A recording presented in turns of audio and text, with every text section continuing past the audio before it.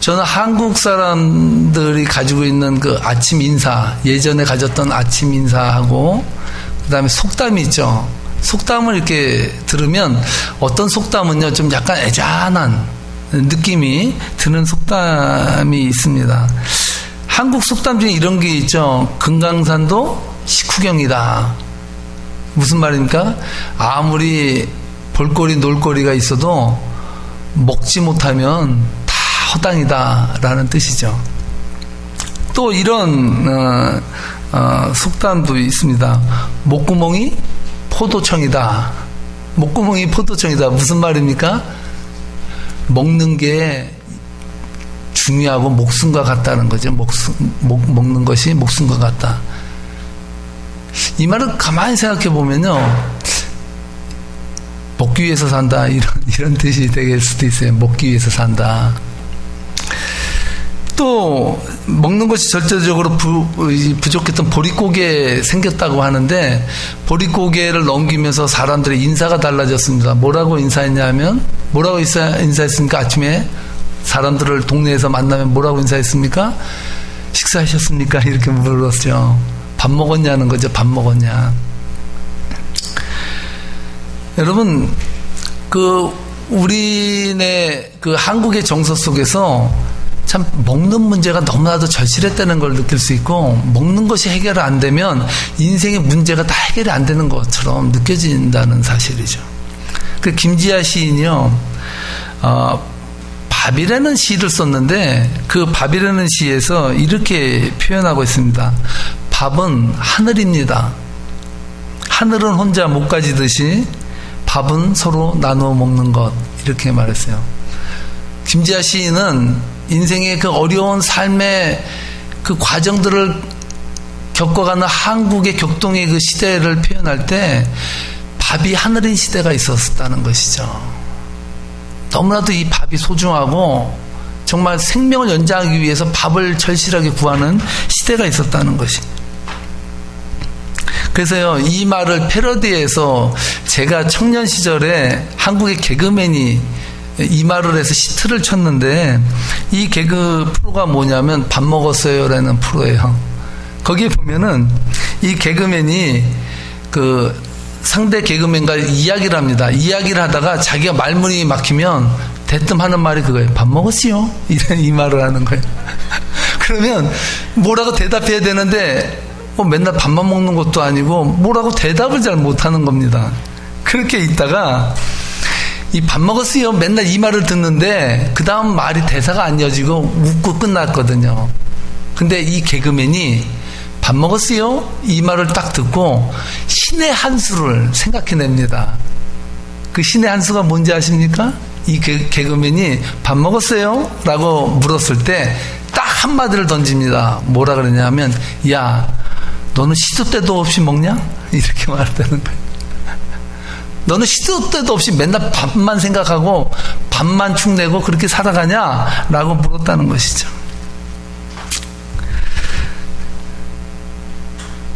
어떻게 보면 우리가 헷갈릴 때가 있습니다. 아, 세상, 내가 이 세상에 밥 먹기 위해 태어났나?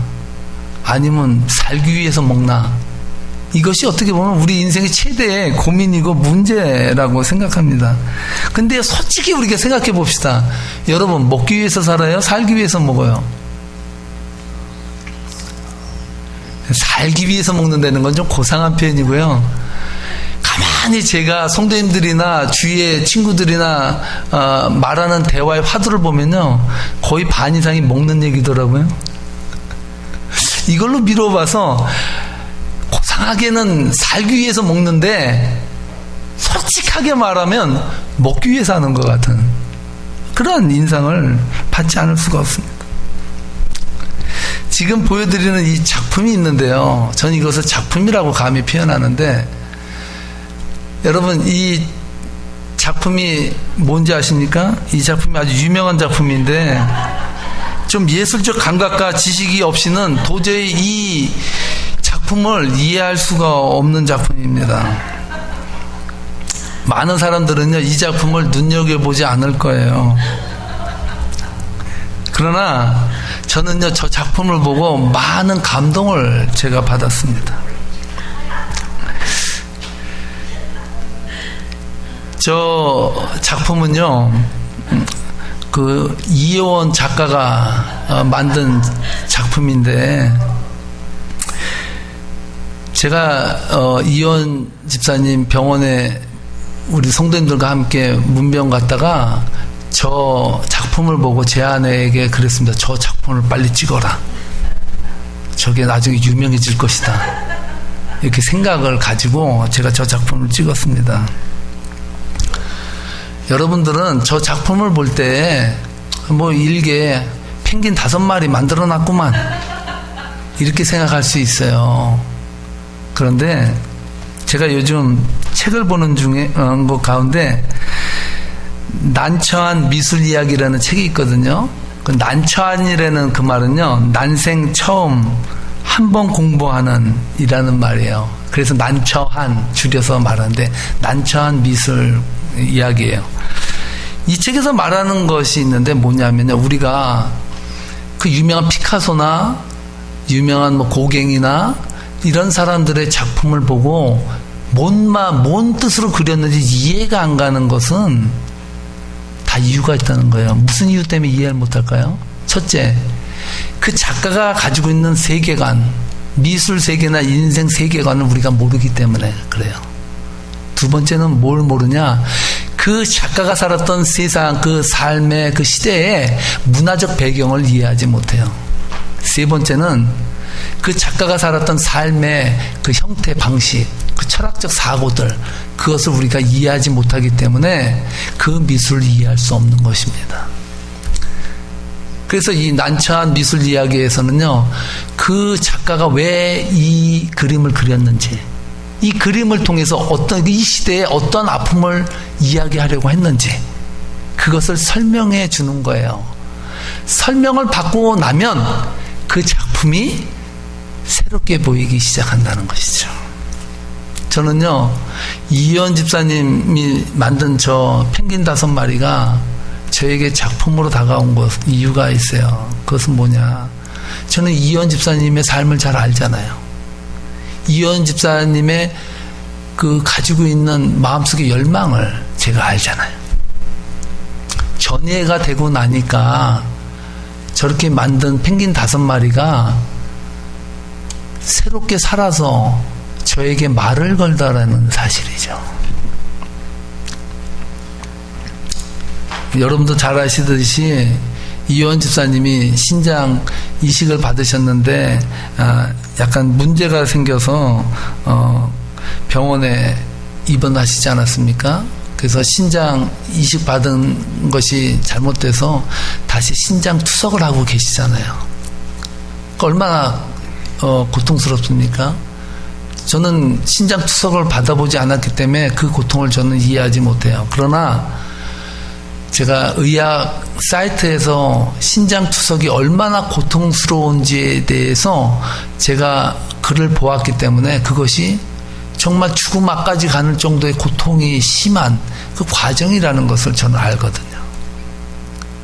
집사님께서 펭귄 5마리를 만드실 때는 보고 싶은 자식들을 생각하면서 펭귄을 했을 거고, 아마 아들이 2명이 있고 펭귄 5마리니까 이양전 집사님하고 토탈 4명의 펭귄인데 5마리를 만들었더라고요. 그래서 제가 왜 5마리를 했을까 생각해보니까 저를 만들었더라고요.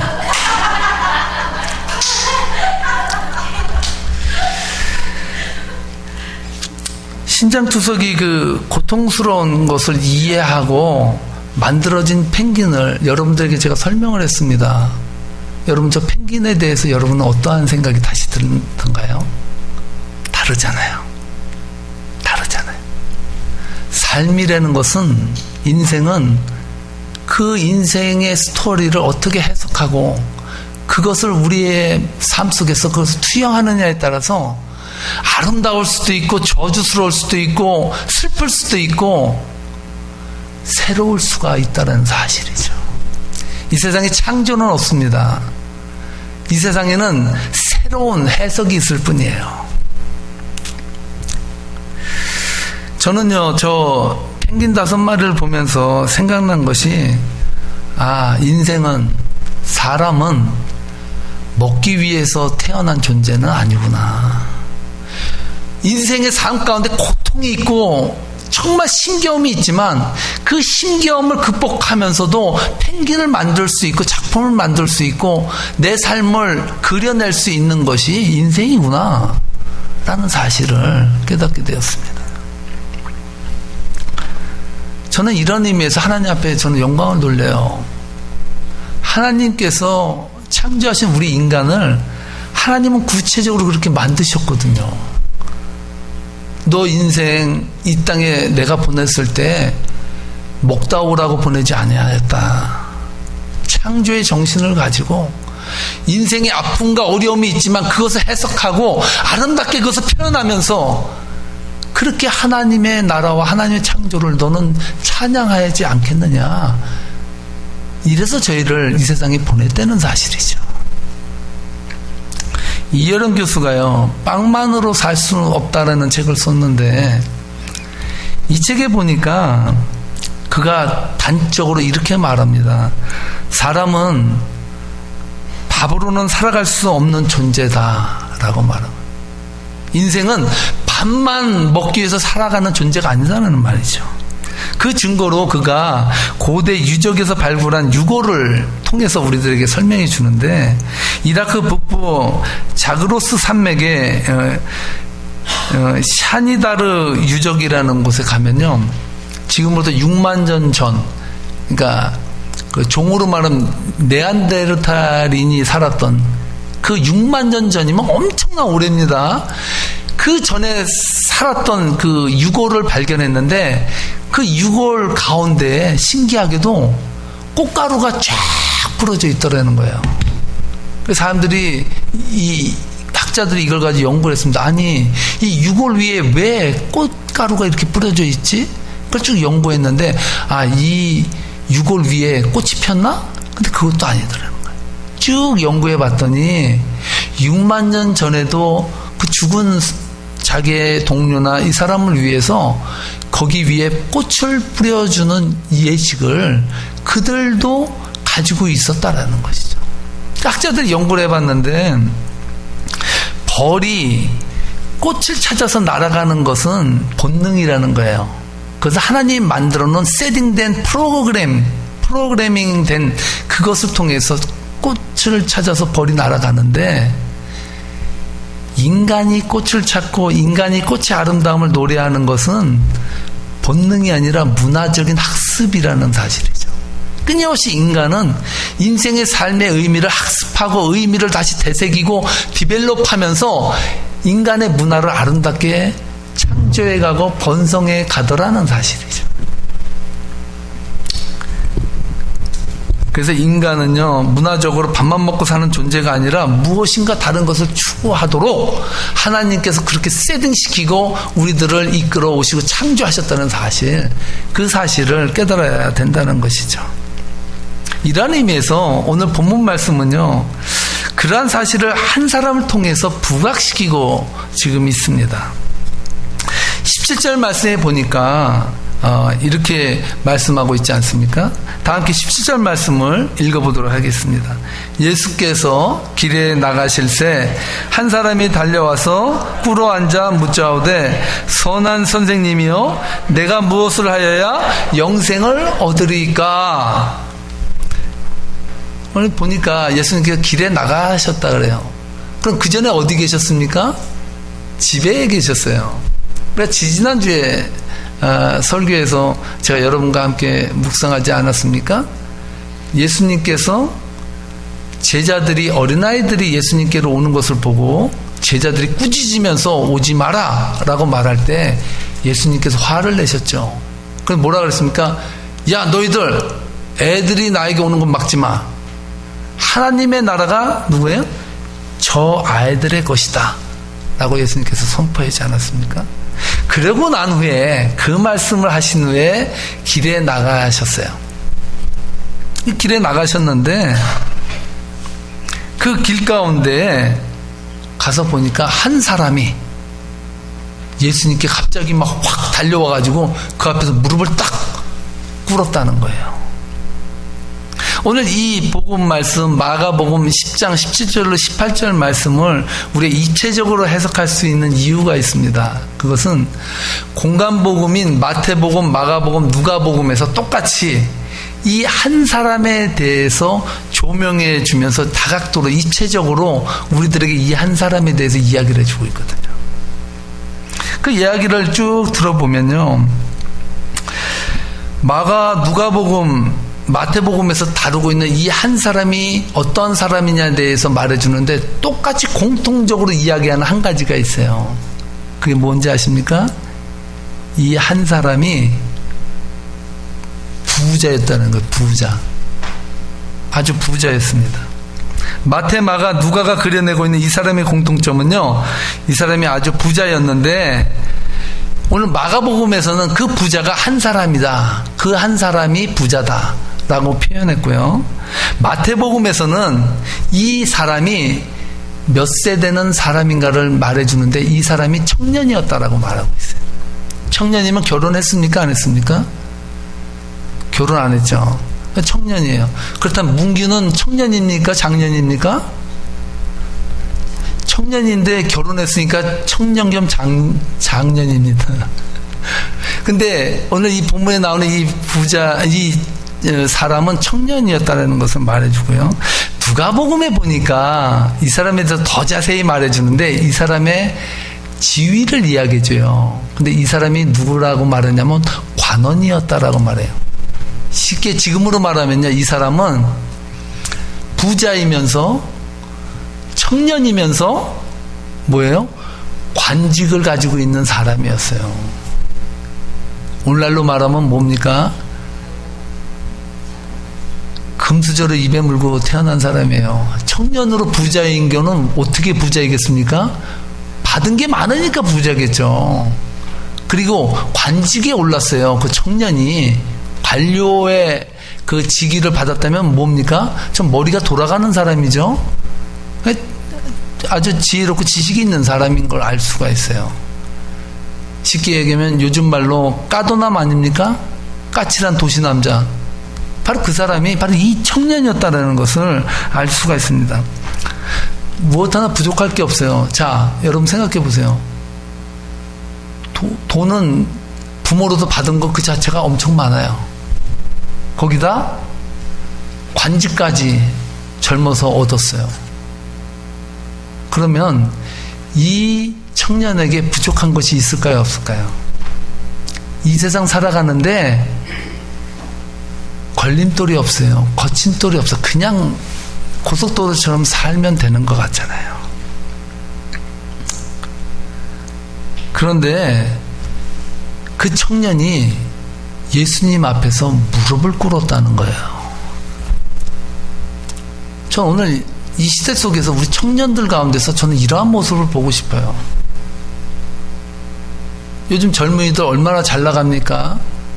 정말 부모가 주는 돈을 가지고 여러분 그 많은 그 배경, 좋은 배경을 가지고 여러분 이 세상에서 정말 무엇 하나 부족할 것 없이 사는 젊은이들이 얼마나 많아요. 과연 그렇게 많은 젊은이들이 오늘 이 복음 말씀에 나오는 이 한 청년처럼 정말 예수님을 만났을 때 무릎 꿇고 예수님 앞에 물을 수 있을까 생각해보면 글쎄라는 말이 절로 저는 나올 것 같습니다. 쉽지 않은 문제죠.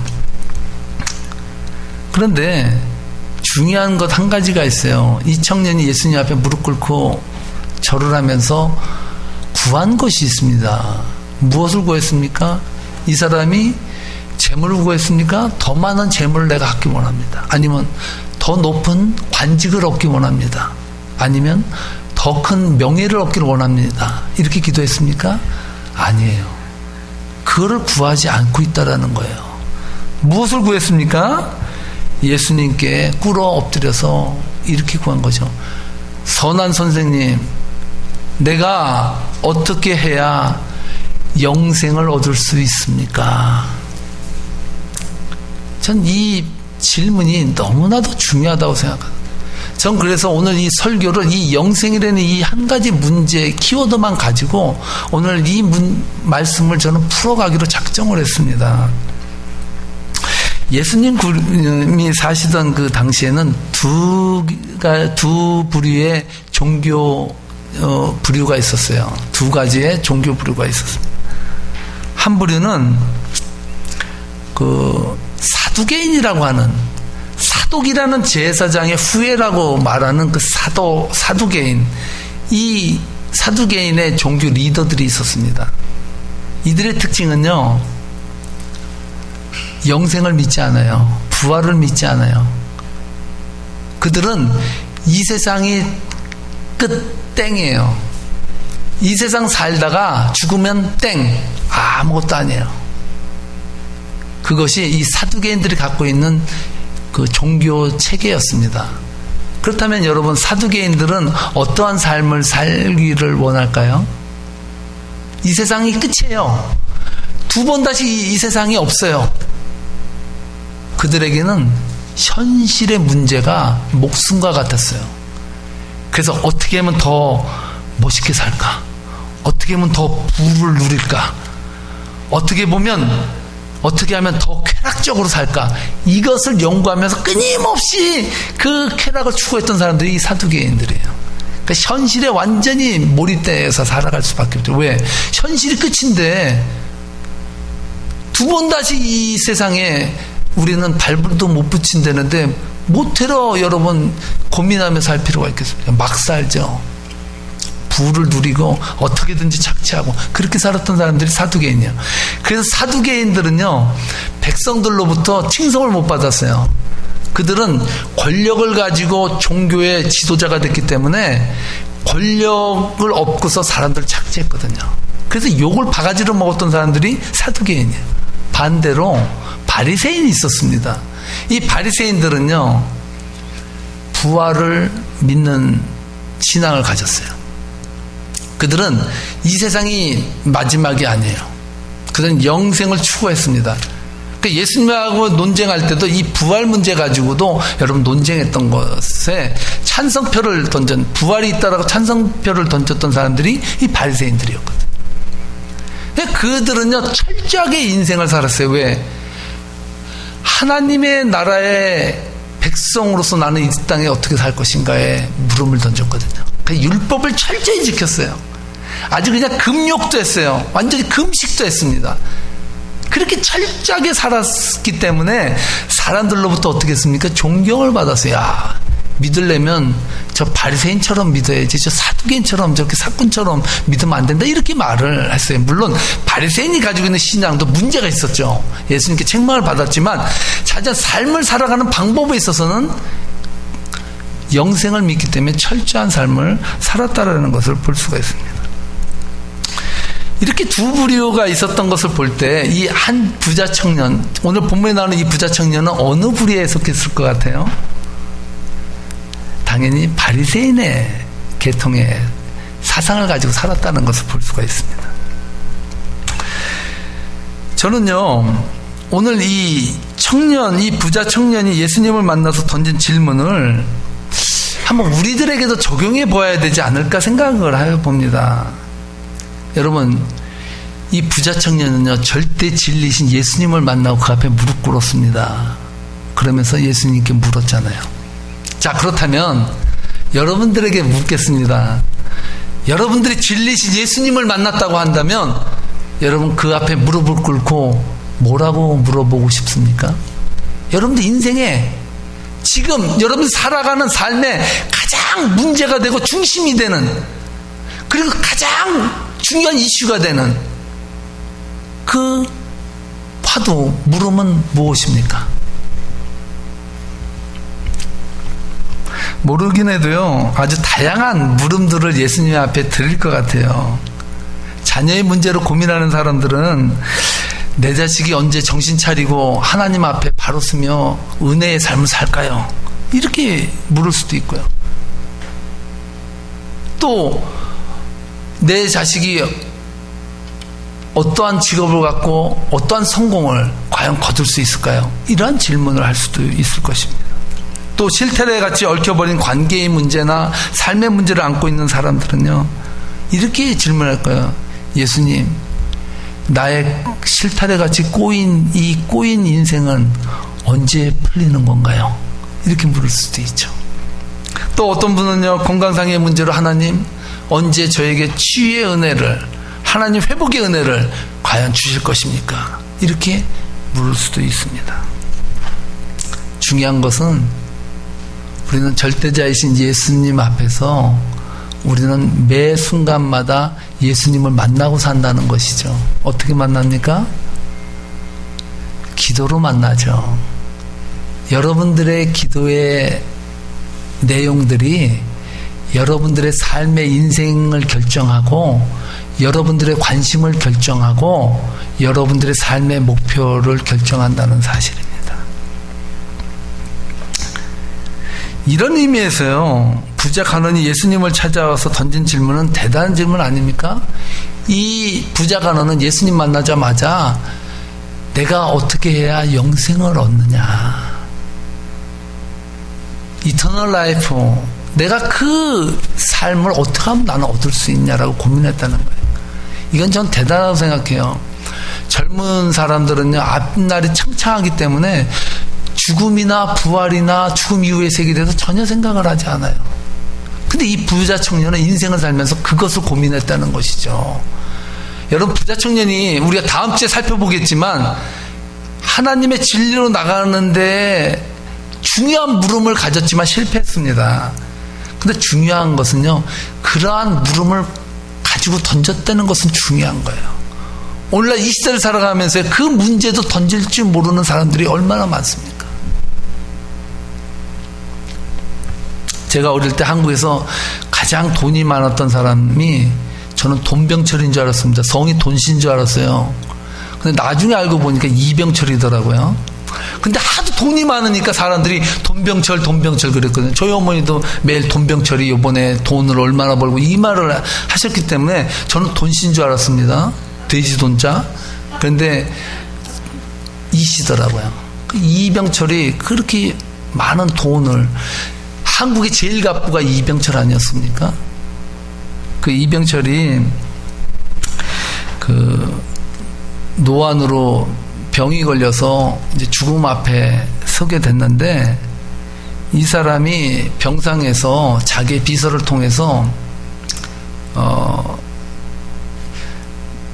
그 용지 5장인가의 분량에 썼다 그랬는데 24가지의 질문을 가지고 신부에게 24가지 질문을 줬습니다. 그러면서 내가 언제 당신을 만나게 되는데 만약에 만나게 될 때 이 24개의 질문에 대해서 나에게 답을 좀 달라. 그 질문의 내용들을 쭉 살펴보니까요, 우리 삼성 이 기업이 어떻게 얼마나 많이 번창할 것 같냐, 앞으로 돈을 어디에 투자하면 좋겠냐, 이 말은 한 군데도 없고요. 그가 던진 질문들이 이런 거였더라 그래요. 인간으로서 겪게 되는 이 고통이 하나님이 선하시다며 왜 우리에게 고통이 있느냐, 이런 질문을 던졌고요. 또 종교가 없이 착하게 사는 사람들은 착한데 그 사람들도 지옥에 갈 수밖에 없냐, 자신이 무신론자였거든요. 이병철 이 사람은 하나님을 영접하지 않고 몰랐습니다. 이 질문을 진지하게 이 신부에게 물었다는 것이죠. 근데 안타깝게도 이분이 그 질문에 대한 답을 듣기 전에 돌아가셨습니다. 그래서 묻혀 있다가 24년 후에 그 성공의 교수인 차동엽이라는 그 교수를 통해서 오늘 우리 설교의 제목인 잊혀진 질문이다 라는 제목으로 책이 나왔어요. 그 24개 질문에 대해서 기독교적으로 답을 한 것입니다.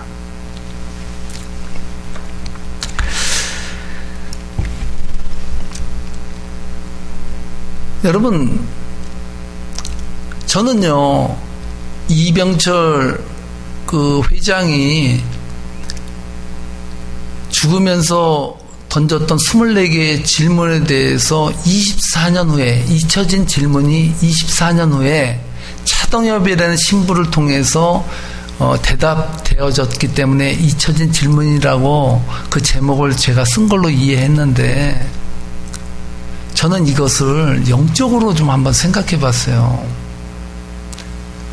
우리가 살아가면서 여러분들에게 가장 궁극적인 질문, 인생의 그 어떤 것, 돈이고 명예고 모든 것을 포함해서 가장 중요한 질문, 그 질문을 우리가 살아가면서 잊고 살지 않냐. 여러분들에게 잊혀진 질문은 무엇입니까? 여러분들이 하나님 앞에 질문하고 싶은 정말 본질적인 질문은 무엇입니까? 여러분들이 주님 앞에 가서도, 하나님 앞에 가서도 잊혀지지 않고 꼭 듣고 싶은 그 질문에 대한 답은 무엇입니까? 그것은 절대로 돈이 되지 않을 것입니다. 명예도 되지 아니할 것입니다. 지위도 되지 않을 것입니다. 우리 인생에 끊임없이 우리 속에서 잊혀지지 않고 되뇌이면서 하나님 앞에 드려질 질문은, 하나님, 어떻게 영생을 제가 얻을 수 있겠습니까? 하나님 앞에 겸손하게 피조물로서 유한의 삶을 살아가면서 영혼을 향해서 갈 수 있도록 길을 여신 하나님 앞에 우리는 진지하게 물어야 됩니다. 하나님, 내가 어떻게 이 고통과 고뇌와 아픔과 좌절과 분노가 있는 이 세상 속에서 어떻게 제가 영원한 삶을 살아가는 자로 살아갈 수 있겠습니까? 이 진지한 물음 앞에서 여러분, 인생은 단순하지 않고, 하나님은 여러분을 그냥 이 땅에 먹고 오라고 보낸 것도 아니고, 정말 진지한 물음 속에서 진지한 답을 얻어서 하나님의 복된 성도로 하나님 앞에 갔을 때, 사랑하는 자야, 착하고 충성된 종아, 네가 작은 일에 충성했으니 내가 큰 것으로 너에게 주리라. 이 약속이 여러분들에게 들려지는 복된 삶이 되시기를 주님의 이름으로 축복합니다. 축복합니다. 기도하시겠습니다. 하나님, 이 복잡한 세상을 살아가면서